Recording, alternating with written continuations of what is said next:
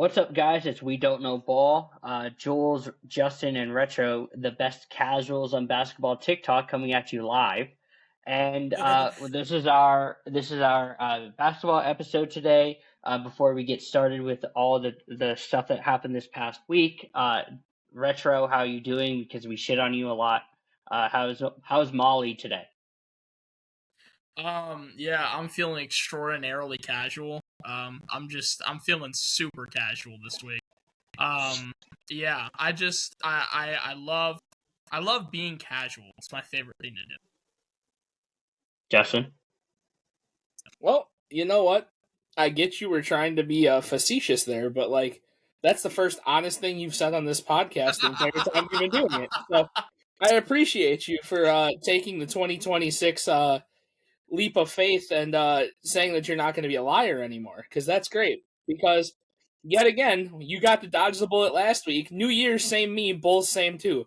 Below 500. Congratulations. You guys are still mediocre. All right. Yep. You guys are the kings of the second place position in the play-in. You guys are so. And you know where we will both be at the end of the year? In Cancun. So except we're gonna potentially win a playoff series. You guys won't even get to see one. You might try and get somewhat close, I suppose. That's crazy. So all I heard was we're going back, baby. So okay. to start us off, I wanted to talk about what happened specifically today and yesterday about the All-Star Game reserves, because I know that we all have our opinions on the All-Star Game reserves. We've been live for 2 minutes and you're trying to piss me off. I absolutely do, because we're in the same agreement. So again, go sub to my TikTok at Jules Compton. I talk about this kind of in depth, but I want to go through this kind of thoroughly on here. Let's kind of just start this off. LeBron James, you're not an all-star. How do we feel about that? Why is Cooper Flag not here? Why is Cooper Flag not here? Why is Cooper Flag not here? Why is Cooper Flag not here? Why is Cooper Flag not here? You just take LeBron off, throw in Coop. I don't see what the issue with that is. I don't know why. Well, actually, I say I don't know why. I do know why LeBron made it. It's because he's LeBron. But it's just it's like a little pity award, honestly. I know that Jules. I know you don't like this guy because he's basically just a rage bait and a hot take guy on TikTok. In my opinion, I don't know how Kawhi Leonard isn't here. Like, I think that might be the biggest All-Star Game snub in NBA history.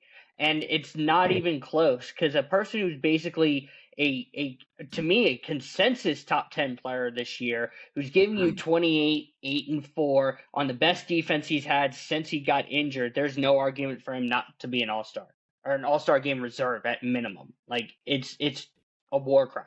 It's a war crime. I don't understand. Well, and as the only guy who has LeBron as his GOAT, I'm objectively saying he is not an all-star. Well, I mean, so I know you don't like this guy because he's a hot take page and this, that, and the other, but Kahan put out a really good video about talking about guys getting in because it's supposed to be their last year and guys getting in as a charity vote and this, that, and the other. He brought up Kareem, and he brought up Jordan, and he brought up other guys. Like, he even brought up Dwayne Wade and Dirk Nowitzki making it off of charity because of, like, hey, you were this good, so we're throwing you in. That's what this feels like for LeBron, but all of these players had basically said they were going to be done after this year, and every player that did get in retired after this year.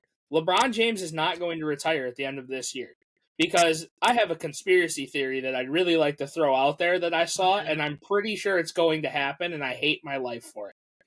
So, it is a very, very dirt sheet, like, rumor leak, like NBA send hell kind of bullshit. But it makes a lot of sense to me. The Cleveland Cavaliers make this trade, right? Do this stuff to kind of elevate their guard play, free up a little bit of cap space, da-da-da-da. Fast forward past the finals, fast forward to the draft. There's a certain point guard who's in his freshman year at Arizona who just so happens to be another son of LeBron James. Yeah.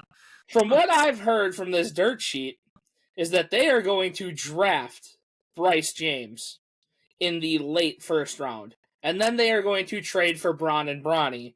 And we are going to see the homecoming, most fuckery WWE fake scripted farewell tour I've ever seen in my life. If this happens, I can promise you there won't be an NBA lockout, but I might not watch a fucking game next year, and I will still sit on this podcast. Like, that is how bad this looks to me. I don't care. You get to play with your 2 kids, cool. You said you wanted to play 1 year with Bronny and you were going to be done. You're a fucking liar. Cool. We're already establishing that.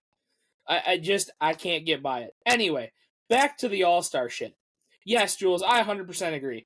LeBron James, your so-called GOAT, and Devin Booker, the actual GOAT, don't belong in the All-Star game. Neither one of them. This should be Kawhi Leonard and Cooper I would like Flag. to say, Hold for on. the record, This should be Kawhi Leonard and Cooper Flag, and nobody can tell me differently. Cooper Flag, yes, they're not going to give the rookie charity vote because he hasn't really been that incredible for the year. Last month and a half? Sure, fine.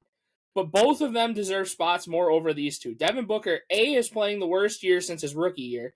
B, is hurt, so probably isn't even going to play in the All-Star game. And even if he is healthy by then, if he goes into play an All-Star game and gets re-aggravated injury during an All-Star game, I'm going to kill it. Like, I'm just going to kill it. Like, I'm over it. Like, you're already hurt. You're our best player. You're the focal point. You are literally a community pillar in Phoenix. Please do not do anything stupid. I beg of you. But, yeah, I just... These All-Star reserves, and even these All-Star starters this year, this shit pisses me off. This is 100% a biased fan vote, and it needs to stop. This needs to turn into a coach's vote again, and it needs to be 100% a coach's vote.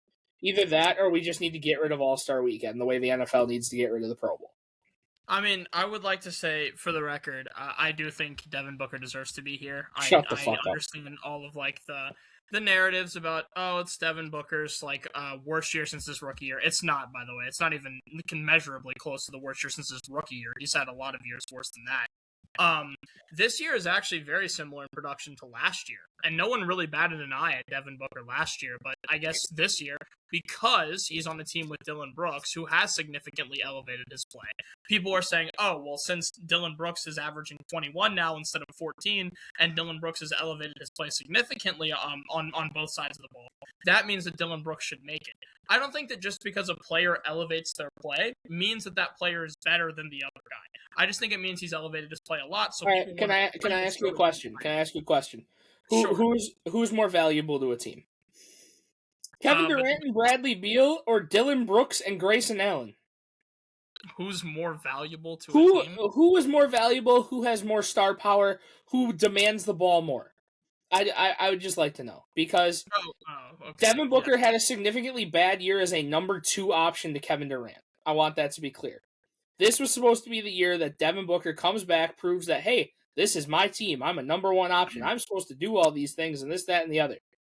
And he's barely, and I mean barely, outplaying Dillon Brooks. And Dillon Brooks has looked fucking phenomenal, and I'll preach it to the end of time. Dillon Brooks has done nothing different. Nothing. The only difference that Dillon Brooks has had this year is the ball is going in. He's playing the exact same way that he did in Memphis, the exact same way he did in Houston. The only difference is the ball is going in. Yeah, I mean, I guess the argument I would make is if you agree that he is playing slightly better than Dillon Brooks, even if it's not by much, then no, Dillon Brooks doesn't deserve to make the All-Star game over Booker because Dillon Brooks isn't playing. And neither one should be in. Let's go find another replacement for him, please. Neither one belong, but I'm saying that if you're going to send a representative from our team, it's Dillon Brooks. I mean, I don't know. For me, it's just, I wouldn't... Fuck, you could send Mark Williams over fucking Devin Booker, and I wouldn't be angry at this point. I guess if the All-Star game... There are 4 game... guys on our team that deserve an All-Star spot before Devin Booker's name gets mentioned. I mean, I get it, because Devin Booker has been plenty of times, and I get the argument. It's like, okay, well, we should give it to somebody else. That's fine. My only argument is by the stats and by the way people are playing, they don't have an argument. But if you want to put them in because nobody's been before, that's a different argument. That's fine. It's not that. It's impact. This is, like I said, this is 100% a biased fan vote. Is how Devin Booker got into this All-Star game.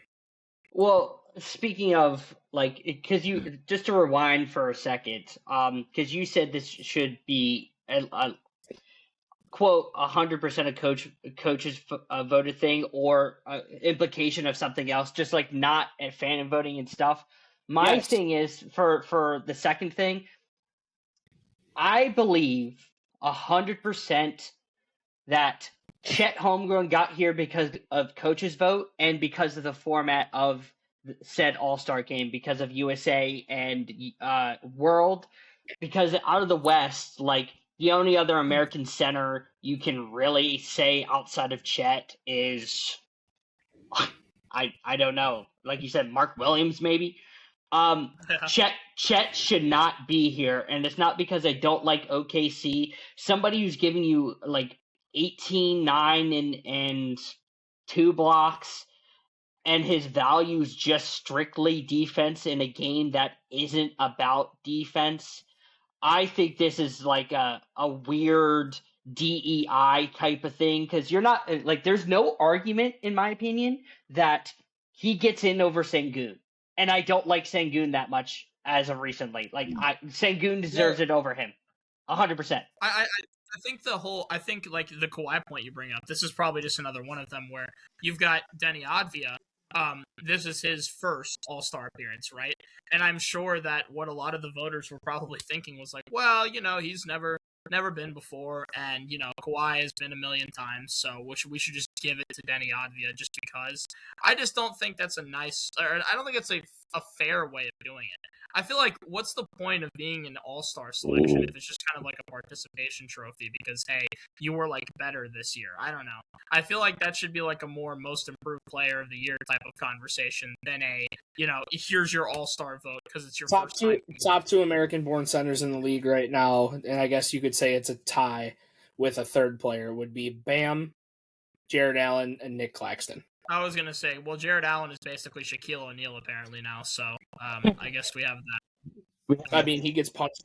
He gets punched on by rookies now, so we'll just say that. I just the other guy in the West that I somewhat had a problem with, other than Anthony Edwards being a reserve, which is just disgusting to me. Yeah. That's just a crime for himself. But the West reserves are, I think, obviously the more intriguing ones. But Chet, again, I don't think he should be here. Booker, I'm with you, Justin. I think it should have been Dillon Brooks. But if Devin Booker isn't able to play this game and they do get somebody to replace him, I guess objectively it would be Cooper Flag, just because of fan voting. So I do think that Cooper does get the benefit of the doubt there. Shout out Jamal Murray. Thank you. This now solidifies that Jokic has help. Thank you for getting this right. Thank you. That was the most drawn out narrative ever, in my opinion. Shout out to KD being here. I know we've had our talks about KD on the podcast specifically. KD, don't show up to our houses. We know you're listening. Well deserved. Big fan of the podcast. And real quick, I think it's also very important because I'm a huge Jokic guy. But if you were saying that Jamal Murray was not a big help to Jokic, that was just a lie. Jamal Murray has been Jokic's number 2 for quick years. Question: how much do we validate what Sports Illustrated says? Very little. Very little. Apparently, the Cavaliers and Clippers have had advanced discussions on a deal that would send James Harden to Cleveland in exchange for Darius Garland. You just got that noti on your phone? Yeah. Well, we can dive that after we're done the East reserves, because this might be the most of the trade talk stuff. So getting into the East really quick. The people that I don't think that should be here, most notably both Karl-Anthony Towns and Norman Powell. I like Norman Powell a lot. I just don't think that he had the all-star caliber year that I want, because to me personally, I think Brandon Ingram should be here. I think he's had a fantastic season, very underrated. He's giving you 20-plus points on really good efficiency from the mid-range. He's been really, really good for this season. Go ahead. I was going to say Donovan Mitchell shouldn't be a reserve because Donovan Mitchell should be a starter, and it's nasty that he's not. But, yeah. And then Karl-Anthony Towns, like, the same thing with the Booker situation, right? Like, worst, not like statistically, but it's definitely been a down year with Karl-Anthony Towns.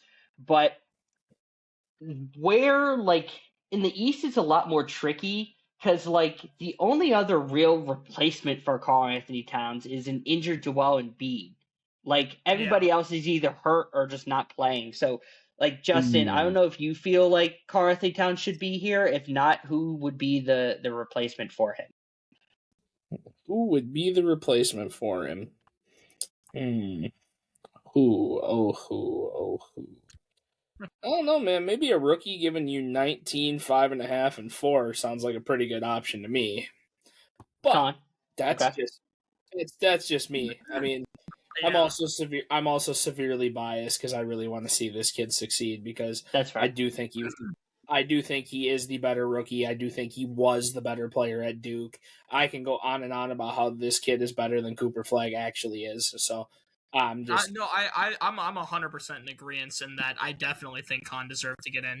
I think Coop and Con are both amazing. My thing is, I feel like the NBA just missed a big opportunity here for a storyline thing. Like, to have Con and Coop both make the All-Star game in their rookie year. Yeah, but here's the thing: they're going to be a part of multiple theatrics in the weekend. I have a feeling. They're obviously going to be in the Future Star or the Rising Stars game. I can see, honestly, I'll be honest with you, I can see Knipple being in the 3-point contest at this point. I feel like I would love to see Cooper Flagg in the dunk contest. Like, yes. Like, there's things that the NBA doesn't do. We've talked about it before about how they should really start mandating, and that one should be the most fan vote possible. Like, that's really what it should be. I mean, who's in these I don't mini want to games? see.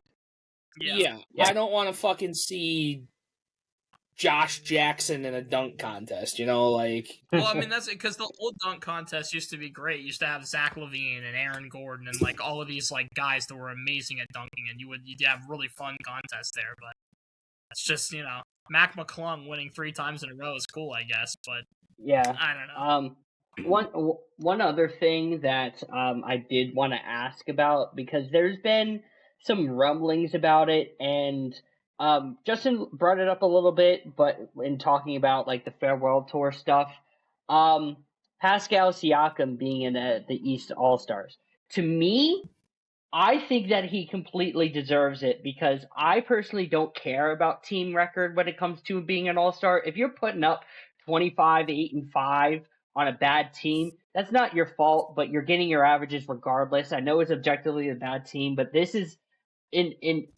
so this All-Star reserve is the lowest amount of wins for a reserve since Kobe Bryant did in 2016 when the Lakers were 9-44. Do we think objectively there should be a limit in where a person on a team can be put in if they're on a good team or a bad team? Do we care about that, or do we care about just the best players overall? Are we measuring garbage stats? Yes or no? I mean, yeah, I think you do. I don't think Siakam gets garbage stats though. Like I know what you mean by garbage stats because he's just not winning games. But like a lot of the games that the Pacers are losing are by like 2 or 3 possessions. It's not like the widest margin of victory ever.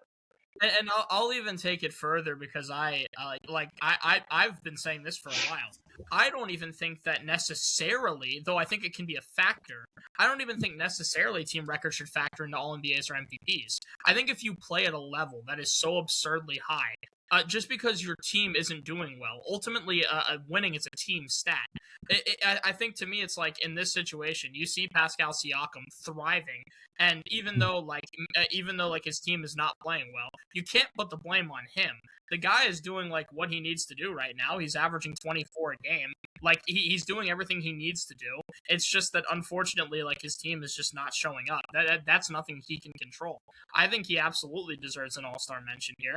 The only thing that we've really seen from Pascal that's dropped is his field goal percentage by 3%, but that's because he's going to be on higher volume because, he's like typically he's the number 2 option behind Tyrese, and now he's the number 1 option, so he's got to put up more shots. But besides that, I think he's done a great job stepping into this role. There's just not much he can do, I think. Which again, this kind of leaves a lot of credit to Tyrese Halliburton as well, because it kind of shows as soon as Hallie leaves, it's the same team, but without him, they just collapse.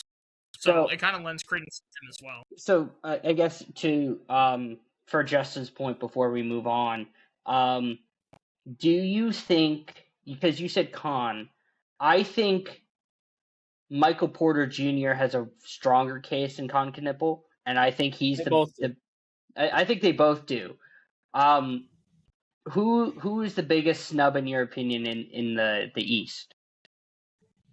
Well, Michael Porter Jr. not being there is literally, and I know you're going to say, "Oh no, it's not even close." Michael Porter Jr. is just as big of a snub as Kawhi Leonard, because they are both putting dog shit teams on their back. Kawhi with a little bit more help, and I only say that because he has James Harden at point guard. But Fair. These two are putting dog shit teams on their back. The only difference is one is winning a little bit more games than the other, and it's not a big margin. But no, the emergence of Michael Porter Jr. as a star in this league, we knew he was just basically a third fiddle in Denver. He was supposed to just be a scorer, a shot chucker, whatever the fuck it was. He's doing the same thing in Brooklyn, and I mean, it feels like this guy was wasted in Denver as far as I'm concerned, because the more volume you give him, the better he plays. The better he plays, the better he'll look. So it's like, to me, it's like Karl Anthony Towns. The only recognition that this man should get this year is that you are the highest valued trade piece according to Polymark. That's it. That is all you get this year. You are you have the highest percentage to get traded out of anybody besides Keon Ellis, who was already traded, to get traded. That's all you deserve. Well, and just to defend this take a little more, because it's a very good point about his volume. So you see this year, his points go up by 7 points per game from last year, which is fine, and his field goal percentage goes down by 2%, which is kind of negligible, to be honest. It goes from 50 to 48. It's still great either way. But you notice, like, his 3-point percentage goes up 0.3%, despite the fact he's shooting like 3 more threes a game. His free throw percentage goes up 9%. That is a huge percentage change in his free throws. It's different when the ball's in your hands. Right, exactly. MPJ at his core is a shooter, and when you let shooters shoot, they often are able to develop rhythms, and that's what he's able to do. So it seems pretty clear this guy's a star. He to me this year is the second best shooter in the NBA. The only person that's above him is Steph, because all like, just by baseline, you're talking about field goal percentage, 3-point percentage, free throw percentage, but even by contested shot rate, talk about never swing the rock. This motherfucker don't miss a shot when somebody's closing it out on him. He's the highest makes on contested shots in the league, and it's like not close. Like, shout out MPJ. MPJ is literally looking like prime KD out there. And he's shooting at 48, 40, 85 splits. That is really good. Like, that's really good efficiency. Yeah. So again, still not good enough to be 50, 40, 90, but yeah. But I do think that the biggest snub, my biggest snub in the East is Michael Porter Jr. I think he should definitely be here over a lot of these guys, Kawhi in the West, and a lot of those guys. So that's where I kind of just wanted to rip the Band-Aid off, because I wanted Justin to get rage baited about LeBron. But the next thing, because you did talk about it, some of the trade talks and some of the speculations, and I guess we can go down to the trades that already happened, and then talk about the speculation of some other teams going through the road. So the trade specifically that woke up everybody, just for everybody to go back to sleep for, was the Sacramento Kings and the Cavs traded with each other. The Kings send Keon Ellis and Dennis Schroeder to Cleveland. Cleveland sends, I believe, just DeAndre Hunter. Oh, the Kings also send a second rounder, and funny enough, the Bulls got something out of it. Dario Saric and 2 second rounders not moved. Anyways. Yeah. Anyways. Free. Let's go. So I've been trying to somewhat. It seems like I'm like the only one that's like defending the Kings on this. Objectively, I do know the Cavs won this trade. Keon Ellis is going to be really, really good. Dennis Schroeder's giving you valuable minutes off the bench with, Darius Garland's health. Lonzo Ball is probably going to be out because of this trade, and good riddance. No offense to Lonzo, he's just not having a good year. DeAndre Hunter, are we concerned about his development in Sacramento at all? Do we think he's going to be a good fit there? What development? Sacramento doesn't develop players. I disagree, Jules. I think the Kings won the trade. It's Keon Ellis and Dennis Schroeder. I'm not moved. DeAndre Hunter is a great piece. He has been a great piece. Realistically, to me, it's like, I don't know. It's mid for DeAndre Hunter. I'm going to be honest with you. I'm going to tell you right now, this is like, people are talking about this, and I'm like, why are people talking about this? The only talking point that I have from this mid-ass fucking trade that does not matter is that Dennis Schroeder is now 2 trades away from being tied for the most times a player has been traded in his career, and the only player that's been traded more times than him is Trevor Ariza. That's the only cool stat about it, is this man's been traded 11 times. I believe he's 3 teams off of tying Ish Smith for the most teams played for in the NBA, and he's 2 times being traded off of Trevor Ariza's record. That is all that matters in this trade. Keon Ellis, not a needle mover, not going to develop in that system in Cleveland, because he's just going to continue to be replaced by somebody else, because that's what Cleveland does, is they continue to just cycle backup guard, cycle backup guard, cycle backup guard. DeAndre Hunter is evidence of this. DeAndre Hunter was set there to be a backup to give Donovan Mitchell breaks. That's what he was set there for. You know what Keon Ellis is there for? To give Donovan Mitchell breaks. You got Dennis Schroeder to run your offense because fucking Garland is injured or fake injured every fucking week, so it doesn't fucking matter. This trade does nothing for either team. Unless it's a cap freer on one side, this trade does nothing for anybody. Nobody. I guess the way that I see it, Jules, I think the Kings won this trade because I think DeAndre Hunter is a very good player. I think he is a very, very, very solid role player that 100% has all-star up potential. Like, we've seen him average 19 a game. If he can go to the Kings and average 19... His consistency issues are not a needle mover, especially for a team like Sacramento. The thing is, I think that on Sacramento, he's going to be put in a much more star type of role. They're going to want him to be... I'm sure he's not, because he's just going to be a third shooting guard on a shit roster in the NBA. I mean, but he plays true small forward. I think they're going to put him in a forward role, and he will succeed in that role. I think that, realistically, DeAndre Hunter, to me, is a very, very good player. I think that, in a way, even though he went to the Kings, which is awful, like, he's kind of been freed from the shackles of Cleveland, because Cleveland, I think, was holding him back. I think he's going to a team that's now going to... The only way that this trade gets worse is if he went back to Atlanta instead of Sacramento. That's literally how this trade gets worse. And then, as far as this is concerned, the true winner of this trade is the Bulls, because we got 2 second-round picks and Dario Saric for free. So, I appreciate both teams for including us in that. We will take those picks. And we are going to draft the next Nikola Jokic. Who won't develop until he leaves for a new team because the Bulls suck. Yeah. The other small trade that happened, a lot of people don't know, Vit from Atlanta got traded to Portland for basically a bag of chips, and I believe 2 second rounders. Vit Courage. Yeah, who? A good 3-point shooter, exactly. Did they trade a G League player? No, he plays minutes in the NBA, Justin. 4 of them count? I guess it's 4 more minutes than I play, but fuck. That's crazy. At least I'll probably give you better efficiency and more stats. The fuck? Holy shit. So that was... is that? He shoots 45% from 3. It helps Portland. Does he go 1 for 2 a game and he went 1 for 3 in one game? Holy shit. He goes 4 of 7. He helps Portland for what? In 3 months when Dame comes... When 3 to 4 months when Dame comes back, this guy's gonna be in the G League. Who cares? Who cares? If you're a 9th or 10th guy on the bench, especially in this league, if you're not playing for a team that's 9 to 10 guys deep, who the fuck are you? Like, literally. You're my backup's backup. Congratulations. You got traded, like you said, he got traded for a bag of chips. He got traded for free soda in the clubhouse. Who cares? Yeah. Like, who cares? This doesn't move the needle. This puts the needle negative. Nobody cares. That's fair. Like that's the equivalent. Like, literally, that's the equivalent of if youth sports could make a trade. Like, that's how I feel about this trade. If I could trade the coach's kid for another coach's kid, so they didn't have to coach each other's kids, that's probably more needle moving than this trade. Wow, that's fair. Trade him for an eighth in 2060. Good Lord.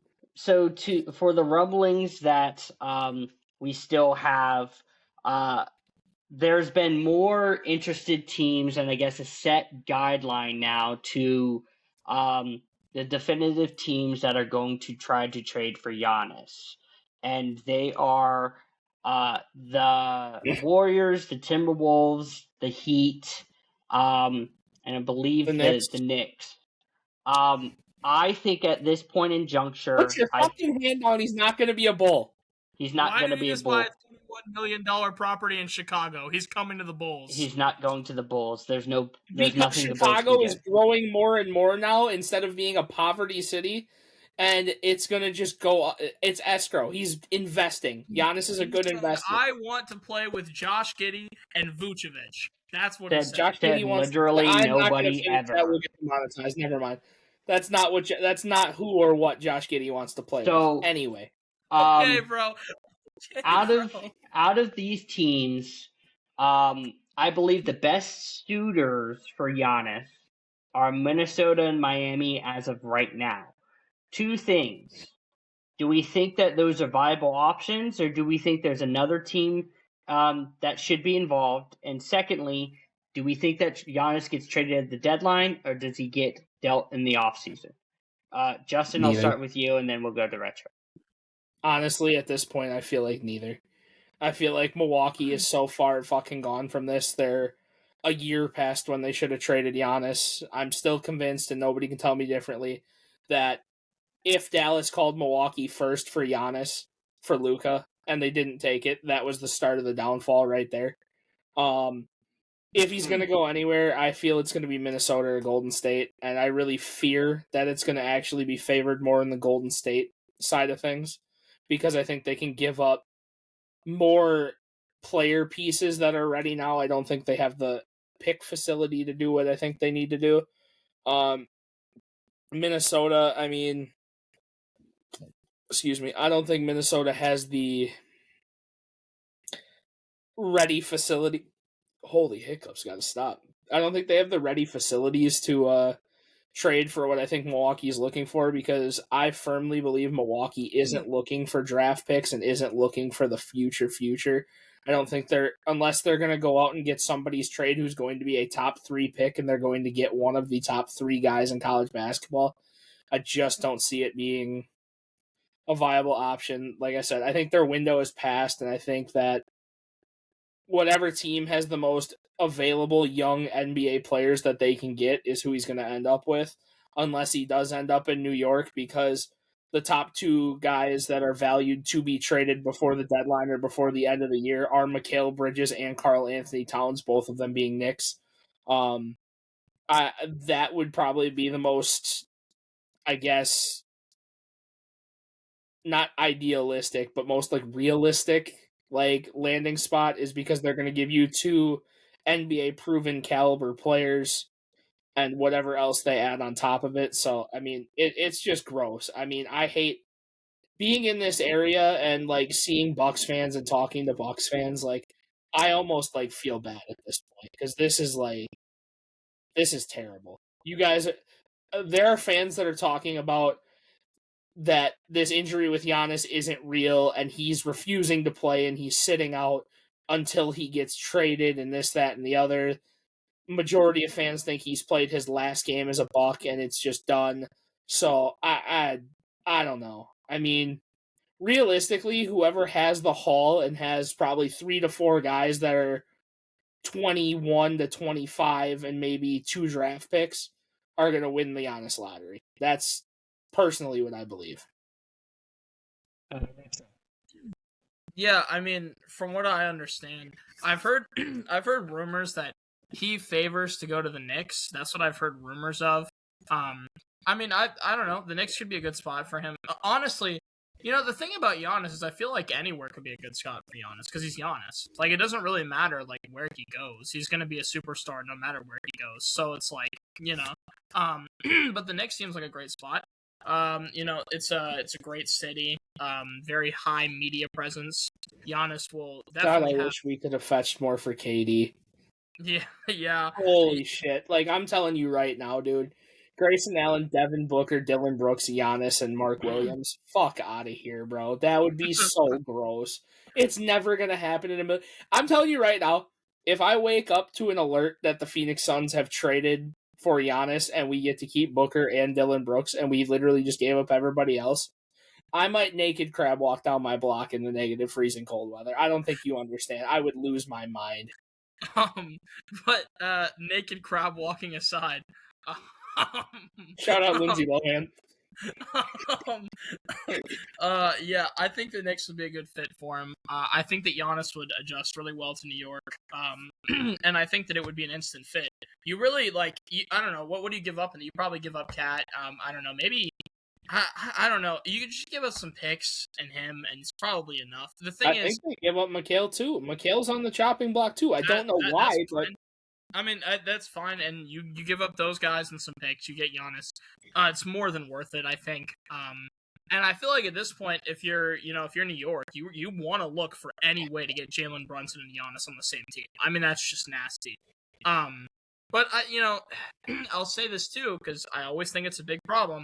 Personally, I love pass first guards, and the reason why is because Brunson and Giannis are both very ball dependent. Obviously, like Giannis's whole thing is, he's going to score 30, 35 points a game, but Brunson's going to want to do the same thing. And I don't know if those two play styles would mesh. I think Jalen Brunson might have to become a little bit more pass first. But I think if he does, I think it could work really, really well. So for me, I think most likely is probably New York, and that's where I would want to see him personally, unless he came to Chicago. I want to see I honestly want. I want to see a 3-way deal done. I don't know how it happens. I don't know how many assets that the Knicks have draft pick value wise, but if I'm them, I'm sending everything under the sun, and I'm trying to bring in Giannis and MPJ. I think that if they can send literally everything under the sun that they have and sell out for a championship now, because that's going to be the team that they would need to compete at the level against the West. They would need that rim deterrent. Giannis would have to go back to being a basic, a good rim deterrent. His downhill ability to be able to kick the ball out to a Brunson or an MPJ shooting the ball, I think that's the only way that the Knicks actually have a chance to compete for a championship. I'm going to be 100% honest. It's fair. My opinion on it, as for the teams specifically mentioned, I think Miami is the best fit. And I think Miami, with the Mike Tomlin of the NBA, would be saved because he now gets a 31-year-old superstar who fits a lot of what they're doing this year, the isolations, the one-on-one matchups. He gets to be a transition player. He gets to be a roamer because you have Bam on the back end. But what sucks for Miami and what sucks for us is that the package that I've seen has been Tyler Hero, and I think at that point you have to just kind of bite the bullet on that. Either Terry Rozier, Fontecchio, but you have to get rid of Khalil Ware in this trade because Khalil Ware is just doing nothing for that team. It sucks from Miami, but Khalil Ware would actually, funny enough, he might get utilized somewhere with the other Mike Tomlin of the NBA, Doc Rivers. So I like Miami a lot, and hopefully it just doesn't end up being just Miami's in every type of trade situation possible. Hopefully they're able to pull the trigger. That's my thoughts on it. But as Justin said a little bit earlier, about 35 minutes ago, Chris Mannix reports that it looks like there is advanced trade talks for our guy James Harden on the Clippers. And funny enough, one of the first episodes when we started doing the basketball one was, wouldn't it be funny if James Harden moved and ended up being a PG somewhere? None of us said Cleveland. I think this ultimately skyrockets Cleveland back into these top 3 talks. Oh, now we have Shams reporting it too. Oh, the Clippers and James Harden are working to find a trade deal. Nice. Now we have Shams reporting it too. It's crazy. And what is good for it, like the Clippers, is that they're able to get draft picks back because Cleveland's going to send them draft picks. But at the same time, this might fuck the Clippers, even though Kawhi's been the best player. Now you're asking for their young guys for facilitation, and Garland hasn't been healthy. So if this does go through within the next 24 hours... What if they're sending Keon Ellis? Like, what if it was just a piece to trade to the Clippers? This could have been a 3-way deal done right away, or a 4-way deal done right away. So you can't trade to somebody within the same 24 hours. It would probably be Garland and Lonzo. Lonzo has to be part of this trade. You can't trade him in 24 hours, but I mean... Tell you what, man. James Harden, Donovan Mitchell, Evan Mobley, Jared Allen. That's a team. That's a hell of a 4th seed. I don't know. In the East, that's a team. That's a hell of a 2nd seed. I'm telling you. That's a hell of a 4th seed when Donovan Mitchell I'm telling you, bro, in the East, that is a team. That is a team that can compete. Absolutely. That's a team that can lose in 6 games to the Pistons. I don't know, bro. I don't know about that. I think that goes 7. I don't know. I like this, because this puts this in the spotlight, right? I've been talking about this the whole time. If James Harden has a 3rd option anywhere, your expectations for him becomes now significantly lower to where he can score, he's able to facilitate. You got Donovan Mitchell, a dominant scorer. You want Evan Mobley to develop, that. So they're the 1-2 definitively. But now Harden doesn't have to be this ultra clutch god. He can just ride Donovan Mitchell and Evan Mobley's coattails. Is that going to get you far? I don't know. But if Harden does end up getting traded to Cleveland specifically, I like that a lot, especially in the East. I think that they can make a lot of noise. If they have Keon, they have James Harden, they have Dennis Schroeder, that backcourt is looking significantly better. Significantly better. And I said this on my end off screen to other people. I think the Cavs are setting themselves up prior to these trades. I want this to be established. This was a month ago. The Cavs are going to make the Pacers second half type of run where they're going to be a deep playoff team. It's just that they were hurt, and for them making this trade is significant for their future. So good thing that they double back on something you just said. I think you have the wrong coattails being ridden. Evan Mobley would be the one getting carried. It wouldn't be James Harden getting carried. Yeah. Well, Mobley's your number 2. You know what I mean? Huh? Mobley's your second best player on that team. Not if James Harden goes there. James Harden is not. Can't be a number 2 anywhere. He has to be a number 3. I was going to say, I still think Evan Mobley's the second best, if anything, because of his defensive capabilities. Because Evan Mobley is a phenomenal defender. We can agree to disagree on that. But I get your point. But James Harden would be a phenomenal 3rd option. 100%. Yeah. So that's interesting. So shout out Chris Mannix for doing that live on the podcast. Mm-hmm. Some other recording, and then he released it. He did it. Yeah. Jules, is it time to talk about the Caucasian Classic? It is. If you want to start it off, go ahead. Oh my god, this fucking game. Dude, how poetic is this? 2 teams that mean absolutely nothing in the NBA right now. The 2 top rookies absolutely just dogging each other out. Guys that played each other probably one-on-one every day at Duke. just trying to get better, trying to excel, trying to this. They get to the NBA level, and this was a fucking masterclass. This was awesome to watch.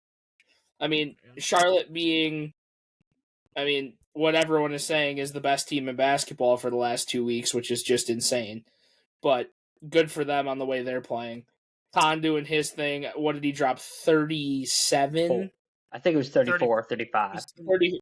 By the way, 34 on 10 of 16 from the field. Yeah, just went absolutely insane. Cooper Flag dropping 49. I mean, the only thing I could have asked for on this game is if at the end, instead of Cooper fouling him, if Khan would have just punched on him, this would have been absolute cinema to end the game. I would like to also remind all Duke fans, you couldn't win a natty with both of them plus Common Maluak, by the way. You still couldn't win.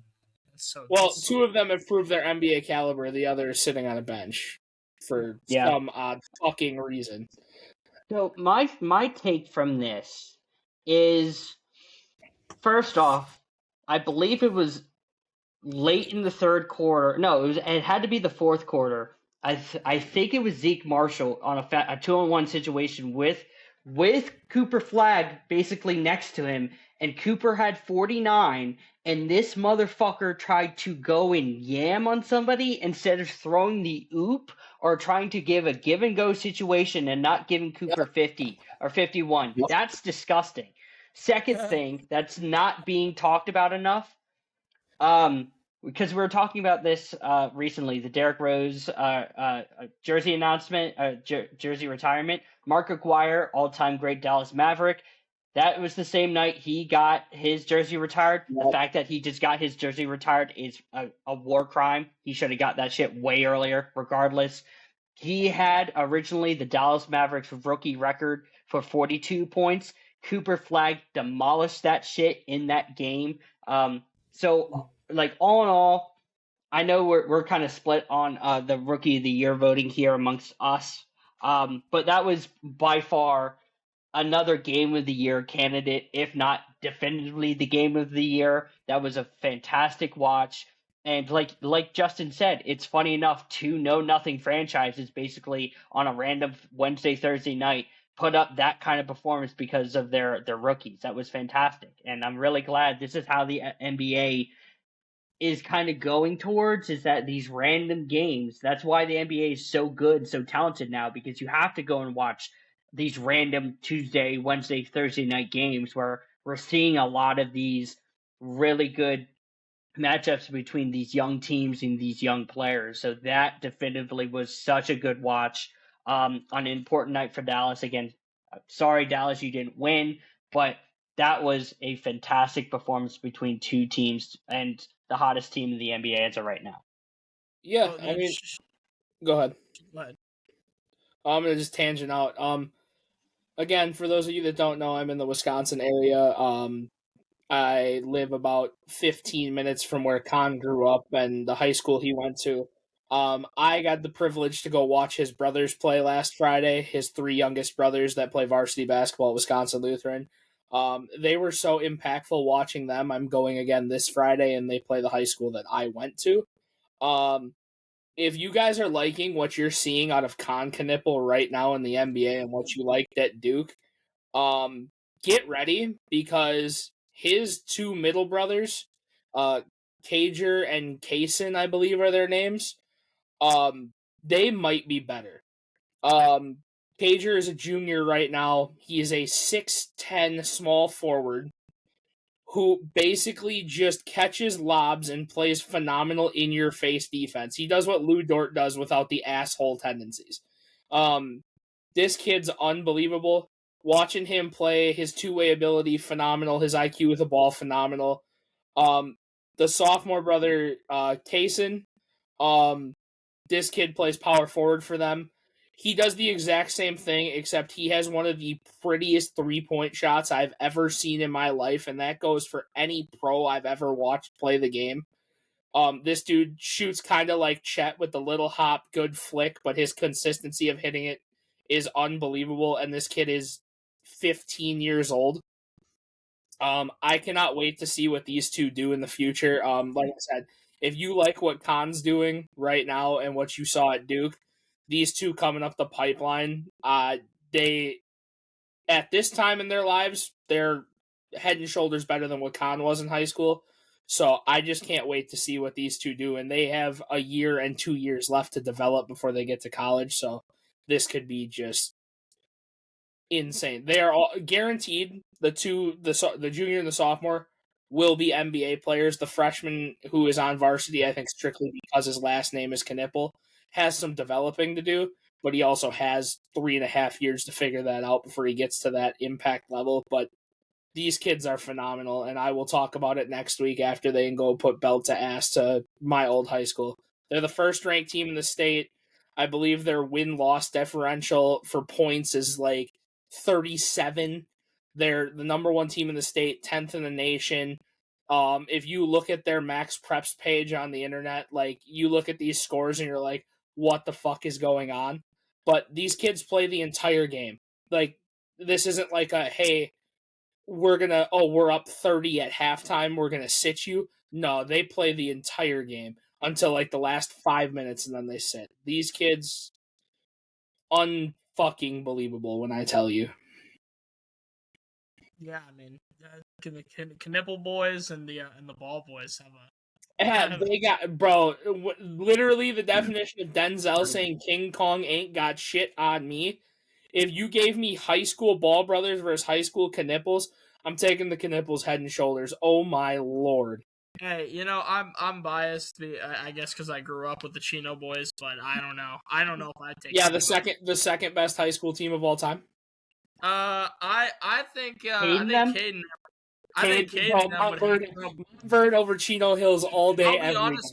Listen, Montverde ran a system. Chino Hills ran people out of the gym.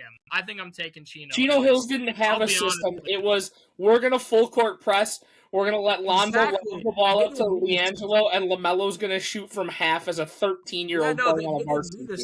Their system was we're just gonna freelance basketball and destroy you because we're more retro. Let's see it. Let's test your ball knowledge. Who's the other NBA player that played with the Ball brothers? The other NBA player? Yeah, who was their power forward? I literally just saw a video on this the other day. I forgot. But Can you tell me who Cade's number 2 was? It's Cade and them, so there was no number 2. And them, yeah. Yeah, it was just Cade and them. There was no number 2. Shout out Onyeka Okongwu. That's right. Yeah, I would. Yeah. But as far as the Hornets are concerned, good for them, honestly. But you kind of brought it up, like, they're the hottest team in the NBA some days. Like, sometimes their offense looks like they're, like, the greatest we've ever seen. And then sometimes they look like they're, like, the worst in the league, and it's just kind of dependent on the day. The Charlotte Hornets are just so dynamically weird. And I feel like if they could just become consistent, like, whatever it is on those hot days, they need to figure out what it is that is making them that hot, and they need to, like, just nail that to a T. If they do that, they're a problem. Like, that's what they need to do. But before we move on to the next game, I do want to talk about the reason why they look so dynamic is because they win in the margins. And what I mean is that they get the offensive rebounds, they get the defensive rebounds, they're getting these extra possessions so that when Kalkbrenner, when Diabate, when Miles Bridges are all in there, they're going and crashing the rebounds. They have 2 or 3 guys down there when Brandon Miller is just shooting. I've never seen Brandon Miller shoot a shot that he doesn't like. LaMelo Ball, I've never seen a shot that he doesn't like.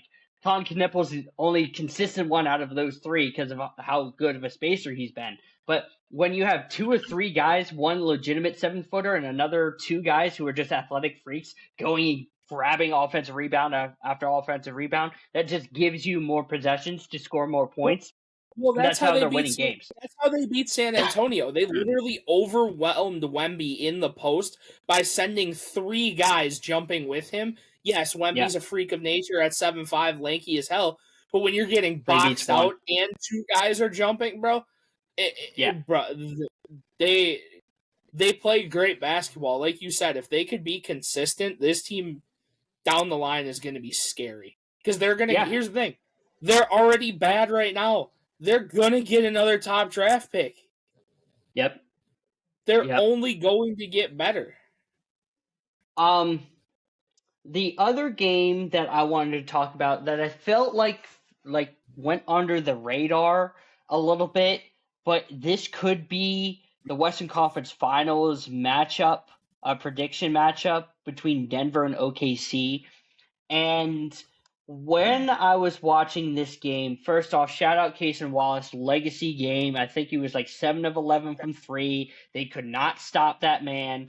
On the other side, Peyton Watson seems like he's getting legitimate starter minutes now, and I always forget the head coach's name in Denver. I know he's a nepo baby, but he basically is letting Peyton Watson start with Jokic and Murray, and he was probably the best player on the court. It seems like for this matchup going in a playoff setting, it seems like there's a blueprint there. And we all know Jamal Murray's kind of playoff woes outside the Lakers because Jamal Murray didn't have his greatest game against OKC because they were kind of hounding him. That is totally understatement. Oh my goodness, that game was bad. Yeah, they basically made him to be the scorer that he was prior to being like when Jokic came back. Do we think this is a Western Conference Finals matchup or not? And then also, is this where Denver, does Denver try to make a move, like another marginal move at the deadline? No big names, but just like, what if Aaron Gordon gets hurt again or something? But like, Retro, I'll start with you. Is this something that we're going to see in the playoffs this year? I mean, it's 100% possible. I really think the Nuggets lose this game by only 10, and they only lose by 10 with Jamal Murray going 4 of 16 from the field and Jokic freshly off of an injury, kind of just he takes only 9 shots. He's got 29 minutes compared to Jamal Murray, who's at 35, and you got Peyton at 37, and so it's like, man, even a team that's kind of got a restricted Jokic and a Jamal Murray on his worst night is only losing this game by 10 points. To me, this Nuggets team is clearly super up to par. Absolutely, they'll put up a great fight against OKC. I think it's very possible we see these two in the Western Conference Finals. I don't think that's a stretch whatsoever. Obviously, the Thunder have been great. Really happy to see Cason Wallace's development because a lot of people were kind of skeptical about him coming out of Kentucky because although he was a 5-star out of Kentucky, he didn't really do much while he was there, and people kind of thought he was a bit of a project, so I'm happy for him that he's coming into his own. But yeah, no, I mean, I think this Nuggets team absolutely is going to be a team that the Thunder are going to have to see. They're just too good, and Jokic exists, and while Jokic exists, they're going to be competitive. So, Justin, listen, as good as this game was, this game pissed me off. Jokic was just injured on something we thought could have almost been a career-ending injury. I swear to God, we say it all the time. This motherfucker comes back and he's just doing side quests. Some of these fucking passes that this dude throws.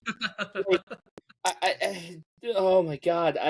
It's like, it's beautiful to watch, but it's like, it looks like me in a Sunday rec league. It looks like the most unathletic shit ever at the professional level, and he's just out here. Mm-hmm. Like, it pisses me off to watch it.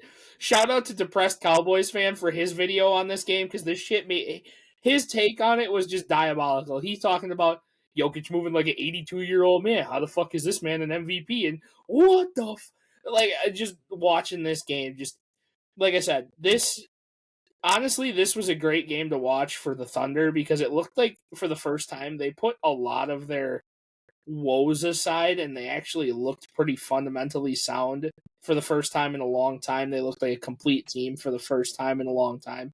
Things went the right way. You shouted out Cason Wallace.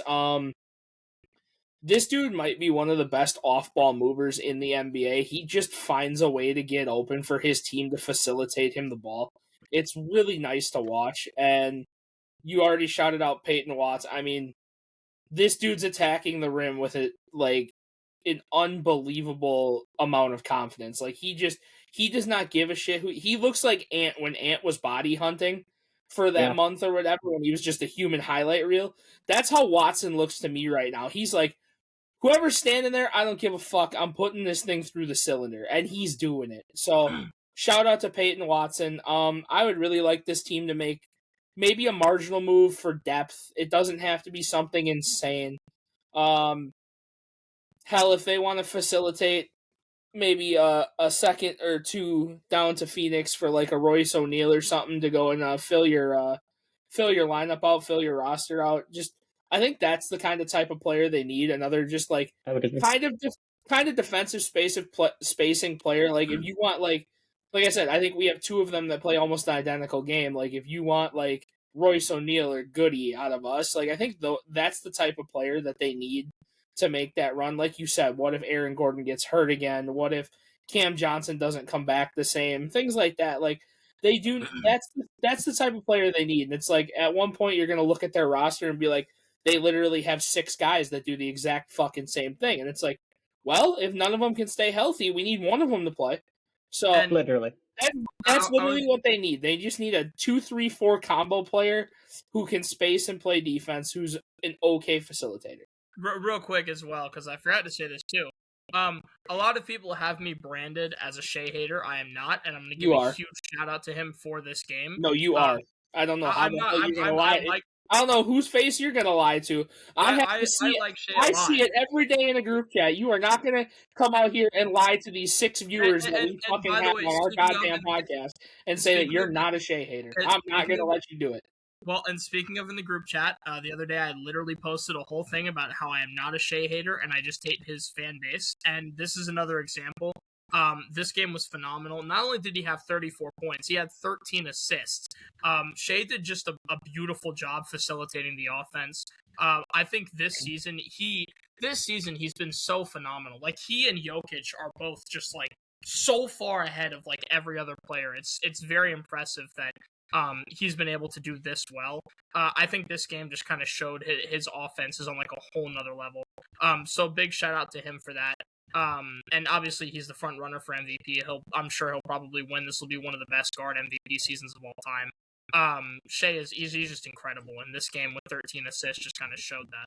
It'll be the most phenomenal guards. It'll be the most phenomenal guard season of all time for him to lose the MVP to somebody else, because that's what the NBA does when people have generational seasons, but somebody else's team did better. Oh no, God, don't let the Thunder slip out of first place because Shea will not win MVP. That's all I gotta say. Shout out Nikola Jokic getting robbed. I just wanted to say as well, because Jokic, this is his second game back, and what I was seeing on the court is that like OKC was kind of taking advantage of the injury, kind of, because he had 6 turnovers, and this is a very uncharacteristic Jokic game of him turning over the ball a lot. They were sending like pressure doubles when he was in the high post, and it kind of looked like they were taking advantage of the rust. I don't think that this would happen in the playoff setting when he's closer to healthy and he's scheming against that defense. So I think they were able to I don't want to say steal one because they were decisively in the driver's seat the whole time. But we do know that Denver is way more capable, especially when Peyton Watson's leading in scoring and Jamal Murray doesn't have his best game to put up more of a fight. So I'm glad that that was actually the conversation. I thought it was going to be much worse than that, to be honest. I thought, like Justin said, I thought Retro was going to do his SGA hating shit. No, and honestly, I might SGA hater apparently. I honestly might in the new year, I might try to be like a lot less so, because I feel like people do get the wrong impression. I just hate his community, and I wish his fan base wasn't the way they were, but I don't hate him. But I was things gonna I've say, heard you say in the last year. I hate Shea. I hate Shea's gameplay. I hate his fans. I hate his fans. Also, Jules, we're gonna really have to have a conversation about who you're a fan of, dude. You're a Spurs fan with a Lakers jersey on, and it's an AD jersey. You're a Seattle Mariners fan drinking out of a Dodgers cup. What are we doing right now? And real quick, hold on, because I was gonna say this too. I want to give another shout out, because we were talking about the Spurs and like the big contenders in the West. I want to give a quick shout out to Dylan Brooks, who said that he has Victor Wembanyama's number. He said that yesterday on a live stream. He said he had Wembanyama's number. He has the ability to stop him. He said that he knows. He said that he wilts under pressure. Is Dylan Brooks' exact words. So I want to give a quick shout out to Dylan Brooks for poking the bear on Neon's stream yesterday. We'll see if Dylan Brooks can back that up against Wemby come playoff time. But yeah. I'm going to give a huge shout out to Dylan Brooks for that. I just want you to know that in 7 games against Victor Wembanyama, Dylan Brooks averages 9-3-1. Yeah, he said, quote, I have his number. Go check that up. I have his number, and he knows it, too. That's one guy in the NBA that I have his number, and now everyone is taking that blueprint of guarding him, is what he said. That was Isn't LeBron disgusting. Anything, dude? Yeah. So there's some the only way this could be worse is if I was a Bulls fan. That's the only way. Okay, bro. Okay, yeah. You just took shots at my star. What do you think I'm going to respond I didn't take shots at Dylan Brooks. Shout out. He said he found the way to shut down Wembanyama. So yeah, and so did the Charlotte Hornets. So what are we talking about here? And just so to be clear, Justin, thank you for Brendan Donovan. I appreciate that. We can get to the games now, by the way. Oh, I'm gonna fucking. Oh, I'm a sports fan, bro. You're something, all right. Yeah, Jules, are you gonna start liking the Cowboys next year, or are we gonna get on the? He might if they lose. He might if they lose on Sunday. Crazy. That's crazy. That's crazy. A first round merchant is talking to me right now, mind you. Whatever. I'm about to go change the Wikipedia page to owner of Seattle Seahawks, Malcolm Butler. Mm. I hope you understand, like, you talk shit to me, but I want your team to win, but the more you talk, you sound like retro, and I just want to cheer against you, and I don't want Drake May to win a Super Bowl. I don't talk about the Steelers. Right. I don't talk about them either. Retro does, not me. I would never. Right. I know my role is Molly. I don't know why you're coming at me. I'm Molly. Right? We're both Molly. Oh, okay. Okay, got it. Justin, do you have any games for us? Nope. Yeah. Nope. Oh, you don't have any? Nope. Then what's our history fact of the week? Yeah, our history fact of the week. There isn't anything great for basketball. There's literally one basketball stat this week. At time of recording, it's February 2nd. Taking it back to 1970. Way back. W year. And it's a college stat. Ew. So Retro got really peaked at that one. Louisville State's Pete Maravich becomes the first player to score 3,000 college basketball points. Yeah, on 44 points per game, by the way, in college. That's what happens when you play against plumbers. That's crazy. That's crazy. If that is all for the week, again, thank you guys for watching this far in the podcast. This is We Don't Know Ball. We'll come at you tomorrow. It's probably a way more watchable podcast because it's an hour and 10 minutes. That's fair. But with that, guys, as We Don't Know Ball, please like, subscribe, and share to your guys' friends. We'll come at you tomorrow about football and our Super Bowl predictions, as well as some Pro Bowl stuff. This was Jules, Justin, and Retro. We'll see you guys next week.